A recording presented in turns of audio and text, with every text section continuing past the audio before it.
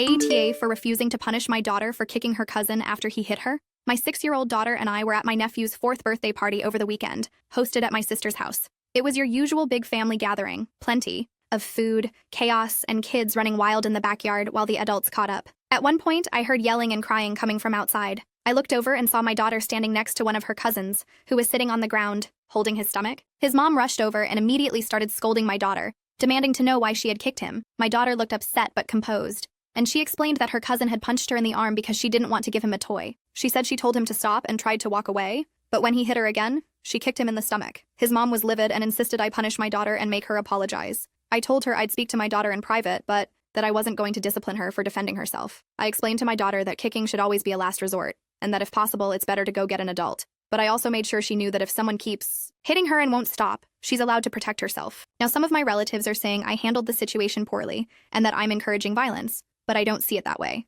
I don't want my daughter to be aggressive, but I absolutely want her to understand that she doesn't have to just stand there and take it when someone's hurting her. So AITA for not punishing her, AITA for going brainless in my own garden. Even though it upset my neighbor, I live in a housing complex with a small private garden space of our own. The area is semi-private. There are bushes planted by the complex for separation, but they're not very tall, so it's pretty easy to see into neighboring gardens or even from the shared courtyard area. The other day, I was sitting in my garden wearing just a shirt with no bra, and one of the neighbors came over to complain about it. I was so caught off guard that I immediately apologized just to avoid conflict, but afterward I started questioning why I even had to. It's not like I was nude, I was fully dressed, and honestly, even if I were in public, being braless wouldn't be illegal or inappropriate. This is my own outdoor space, and I should be able to relax in it however I want, especially if I'm still covered. Now I'm debating whether I should say something the next time I see him. Part of me wants to calmly defend myself, but another part worries it could escalate or get posted in our complex's shared Facebook group, which would just be humiliating. I don't want drama, but I also don't think I should have to change how I dress in my own garden just because someone else is uncomfortable.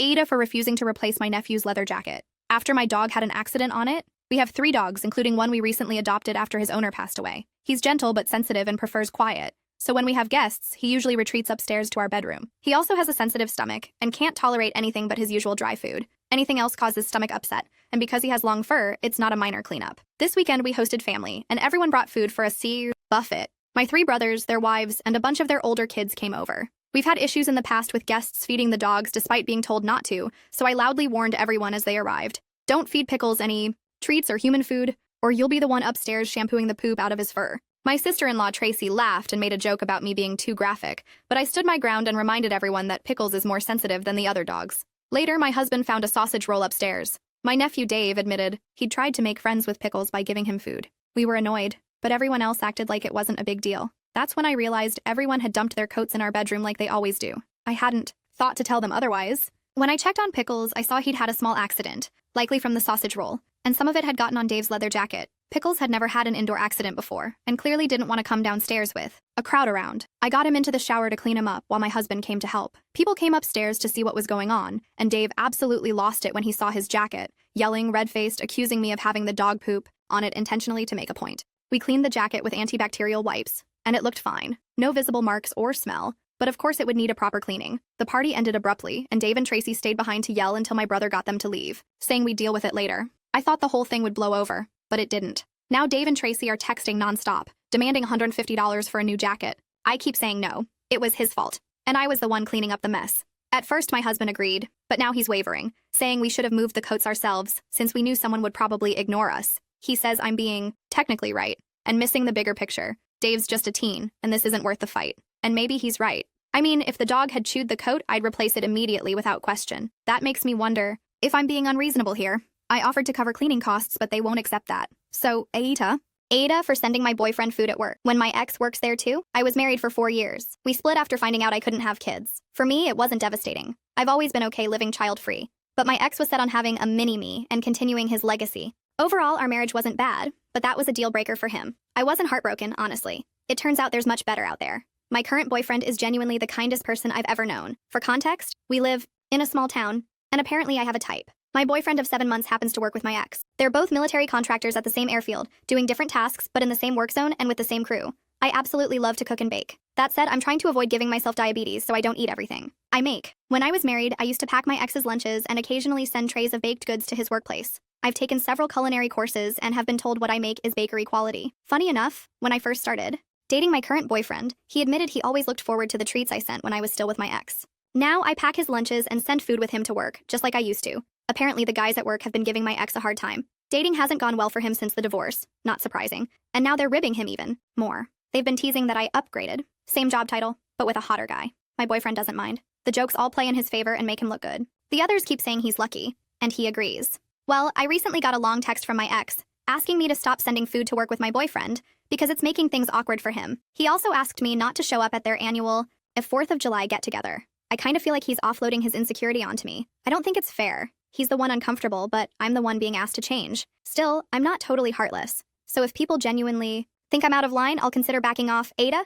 Am I the jerk for bringing my own fridge to work after my lunches kept disappearing? I work in a small office, just 10 of us, and we all share one kitchen space. That includes a communal fridge. Over the last few weeks, someone's been helping themselves to my lunch. Not just snacks here and there, full homemade meals. I'd go to grab my lunch and it would be completely gone. It's not only irritating, it's costing me money and totally throwing off my day. I brought it up a couple of times in our office group chat.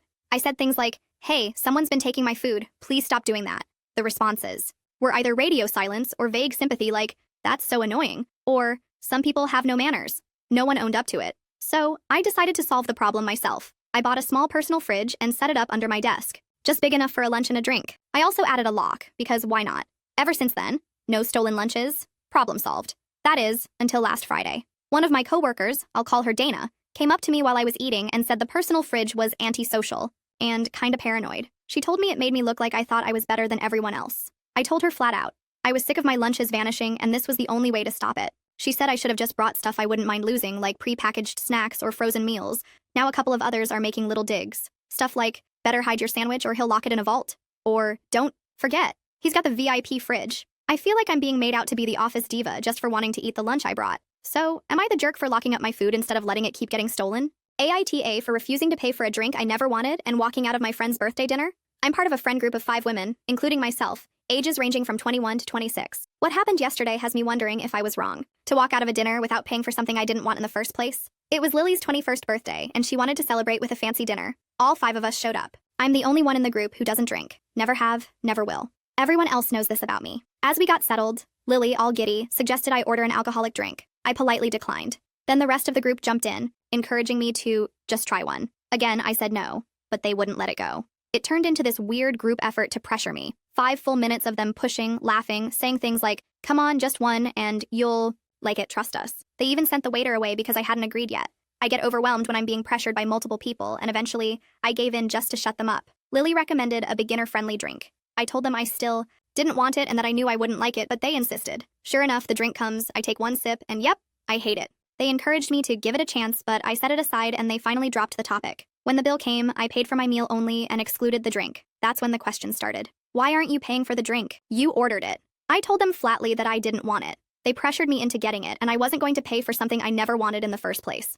Lily tried to say, "Well, you could have said no," which I absolutely did, multiple times. The back and forth continued until I finally got up, left the restaurant, and sent Lily money to cover just my food. I also added that if no one wanted to cover the drink, maybe they shouldn't have pressured me into getting it. Now my husband fully supports me and even said I should put some distance between myself and these friends.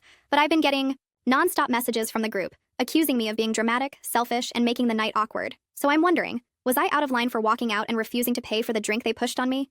New hire imploded in record time. Ever witnessed a faster crash and burn? I work in a fairly corporate setting at a mid-level position. Not too long ago, we brought on a new hire who somehow managed to turn every interaction into a full-blown crisis almost immediately after she started. From day one, she was quick to cry, constantly claiming she was being targeted by others, but never actually explaining how or why. At one point, she took a project I had nearly completed, tweaked a few fields, changed some fonts, and insisted she'd streamlined it, demanding half the credit. It didn't stop there. She filed formal complaints against several team members simply for correcting her work when she made mistakes. And we're not talking nitpicking here. These were serious errors that needed fixing. But according to her, if she felt embarrassed or upset by the feedback, then she was automatically the victim. I'm firmly against any form of workplace bullying, but this wasn't that. Not even close. The final straw came when she decided to randomly show up at one of our regional offices on the other side of the country, completely uninvited. While there, she allegedly made inappropriate advances toward one of our senior directors, who, by the way, is very married. That was the end of the road for her. She was terminated for misconduct not long after. Honestly, I've seen people struggle with new roles before, but this was a full-on speed run to disaster. Anyone else ever worked with someone who went down in flames that fast? Got suspended over a misunderstanding, so I took the best vacation on their dime on. A Monday evening, I asked my manager if it was okay for me to skip my upcoming morning shift. He assured me it was fine. He said the new hire would be in for training, and with it being a slow lunch period, they'd have more than enough coverage. That worked for me. The following day, I got a message from the owner, who's known for being as jumpy and impatient as a squirrel on espresso. He asked why I didn't show up for work. I explained exactly what my manager had told me. His response?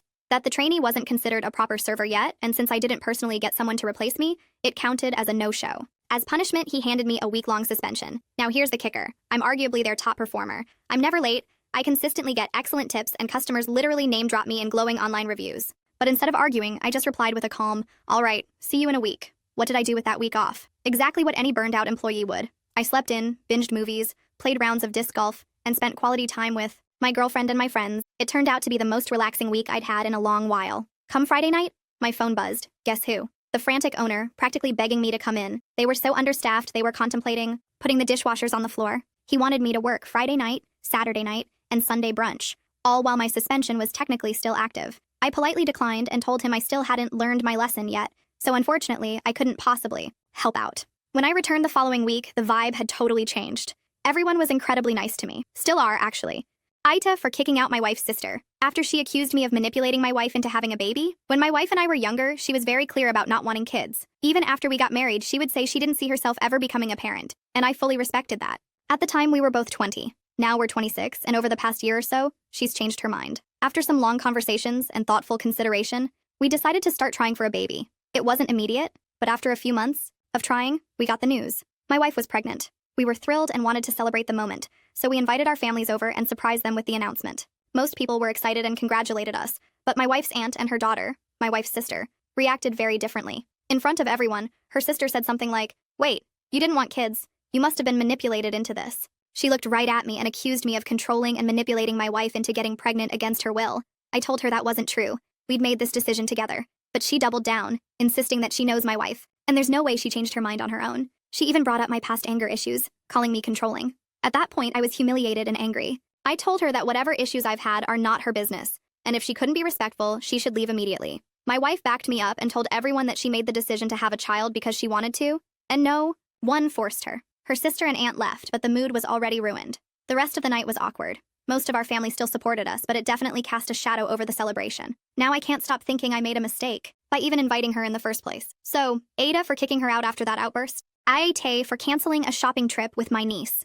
After her rude comments, even though she apologized, I don't have kids, and honestly, I haven't spent a lot of time around them before my niece came into my life. I don't have younger siblings or cousins, never did any babysitting. Basically, I'm coming into this with zero experience. I'm pointing this out because I know it's a blind spot, and it's part of why I'm posting. About a month ago, I took my niece Gabby to the park. I love hanging out with her. We usually do little outings every couple of weeks, just the two of us. While we were there, I mentioned an event I was going to with my boyfriend of a few years. Gabby asked to see the dress I was planning to wear, so I showed her a picture of me in it. She made a disgusted face and blurted out, "That's so ugly. You look really fat. Isn't my boyfriend gonna think it's bad?" I was stunned. She's only 13, but those words cut deep. For context, I'm not even a big person. I have some fat on my body, sure, but I'm not what anyone would call fat. I told my sister what happened, and she was surprised. She said she talked to Gabby. A few days later, they came over, and Gabby apologized. But it didn't feel sincere at all. She rolled her eyes, looked annoyed, and just mumbled a few words. I thanked her for the apology, but then told them I needed space and asked them to leave. Since then, I haven't made any plans to hang out with her. Before this all happened, I had promised to take her shopping for summer clothes, something I was genuinely excited about. But after what she said to me, I've completely lost interest. When we were at my mom's house for Mother's Day, Gabby brought it up and asked when we were going. I told her I'd changed my mind and that she probably already had plenty of clothes for the summer. She got upset and said, "But I said, I was sorry," over and over again. I explained to her that just because you say sorry doesn't automatically fix everything. You have to show the person that you're truly sorry, and she hadn't. Now my mom and sister are calling me out, saying I'm expecting too much adult behavior from a 13-year-old and that I'm being ridiculous for canceling the shopping trip. They joked that I'm beefing with a child. They pointed out that she hasn't said anything else rude to me since and asked how long I plan to hold this against her. I'm genuinely conflicted. I usually trust their judgment, but this wasn't just a random rude moment. It felt intentionally mean. And I can't help but worry that if she doesn't learn that words have consequences, she might grow up thinking this kind of behavior is okay. I don't want her to turn into a bully. So, AITA for breaking up with my boyfriend. After he said he'd leave me for someone who'd give him kids, I'd been with my boyfriend for 4 years. Things were generally good, but we recently started having deeper talks about our future. And, eventually the topic of kids came up. He's always known that I've felt unsure about having children. I've never said a hard no, but I've been honest about my hesitation. Meanwhile, he's made it clear that he does want kids one day. This difference has caused tension between us before, but we always agreed to deal with it when the time comes. Well, that time came this past Saturday. The conversation escalated into a pretty emotional argument. He told me that life without kids would feel pointless to him, that he might resent me if I stopped him from having that experience. And you know what? That made sense to me. I really tried to see where he was coming from. I told him that maybe I would change my mind down the road. We're still young, and it's not like we need to decide tomorrow. He seemed really encouraged by that, and I thought we had a mutual understanding. But then, when I gently added that I also didn't want to force myself into parenthood, just because it's what he wanted, especially if I wasn't ready, he suddenly shifted gears. He flatly said that if I didn't give him kids, he'd have no choice but to leave me for someone who would. I was stunned. I had genuinely believed he wanted a future with me and that maybe we'd figure this out together. I felt blindsided. I told him how hurt I was, how I had just tried to meet him halfway, and instead of reciprocating, he threatened to leave me. His response: he said he was disappointed in me for being selfish. That was it. I snapped. I broke up with him right then and there. We haven't spoken since. Now I keep wondering, was I the asshole for leaving? Should I have been more patient? Or was it fair to walk away when someone tells you, in no uncertain terms, that they're willing to trade you in? AITA for showing up at the house where my partner's car was after. He lied about where he'd be. My boyfriend and I had been together for just over 3 years. I had no reason to suspect anything. Nothing seemed off. He told me he was going to hang out at his friend's house, a guy friend I actually know, and I know where that friend lives. He left, and about 2 hours later, my friend texted me asking, "Who does partner know on street name?" I replied, "As far as I know, no one." Why? She told me his car was parked in the driveway of a house on that street, definitely not where he said he'd be. So obviously he wasn't at his friend's house. I'm not sure if this counts as psycho behavior, but I asked her for the address. Without even thinking to text him first, to give him a chance to lie or explain, I just grabbed my keys and drove straight there. I don't know why I didn't pause. Maybe I didn't want to give him the benefit of the doubt. Maybe deep down, I already knew. I pulled up and sure enough, his car was sitting right there in the driveway. I parked a bit down the street and texted him, "Having a good time?" He replied almost instantly, saying he and his friend were having fun building a new PC together. So now I knew, without a doubt, he was lying. I walked up to the house and knocked on the door. A woman answered. I had no idea who she was, but the moment she saw me, her face dropped. She knew exactly who I was. I stayed calm and just said, "Tell him his stuff will be on my front lawn when he wants to come and get it." Then I turned around and left. About an hour later, he came home while I was in the middle of gathering up his things. And instead of apologizing, he exploded, said I was psycho, that showing up like that was crazy, that I was out of line. I didn't even respond. I just kept packing his stuff. He tried to stop me, got in my face and yelled, "Stop!" And that's when I lost it. I shoved him away and started crying. I told him to get his stuff and leave. Then I locked myself in my office and waited until he was gone. This all happened just last night. He didn't take much, just a bag of clothes and his toiletries. Some of his stuff is still here. He hasn't messaged me, and I haven't reached out either. So here I am, wondering, was I the asshole for showing up at that house after I knew he lied? I got a rude passenger kicked off a flight, and I lied to do it. There's a little secret I've carried around for a while now. It might come off as petty or even a bit amusing, but it's something that still weighs on me with guilt whenever I think about it. I travel quite a bit, sometimes for work, sometimes just to get away. I fly so often that I occasionally start to recognize flight attendants on certain airlines. I doubt they recognize me, but that's not the point. One thing I've always noticed at airports is how people tend to line up 20-30 minutes before boarding even begins. Personally, I never understood the rush. Since I'm a frequent flyer, I usually just stay seated and wait for the crowd to die down. I'm not holding anyone up, just trying to avoid stress and unnecessary chaos. Anyway, on one particular trip, I was sitting near the gate when I noticed this middle-aged woman pushing her way through the boarding line. No courtesy, no excuse. Me, just plowing through people like she owned the place. She had bleached blonde hair, flashy Louis Vuitton bags, and carried herself with the kind of arrogance that practically screamed, "Do you know who I am?" But the part that stuck with me, and really ticked me off, was when she actually used her foot to nudge a small child, maybe 6 or 7 years old, out of her path. Like he was a suitcase, not a person. Fast forward to when we finally board. I get to my row, and surprise, there she is, sitting in the window seat I had specifically chosen and paid extra for. I didn't raise my voice. I just calmly told the flight attendant that she was in my assigned seat and was being rude about it. The woman instantly exploded. She started shouting that I was lying, that she got there first, and that no one had told her otherwise. I didn't push back. I just let her spiral while standing there quietly, acting as confused as possible. The more she talked, the worse it got. She insulted the flight attendant, made threats, and created a full-on scene. Eventually, they kicked her off the flight. A few people even clapped when it happened. But here's the twist. I made the whole thing up. I never actually interacted with her before that. I didn't speak to her until the moment I stood in front of that seat. I just couldn't forget the way she treated that kid. I guess part of me wanted her to face some kind of consequence. Something small. A little wake-up call, and now, I can't stop thinking about it. Sure, she was awful, but maybe she was having the worst day of her life. Maybe she was headed somewhere important. Because of me, she missed her flight, and I later found out she couldn't get another one for 2 full days. I'm not looking for anyone to tell me I did the right thing. I'm not asking for forgiveness. I just needed to say it, to get it out. Maybe next time I catch myself thinking about that moment while walking through a terminal, I'll feel a little less heavy.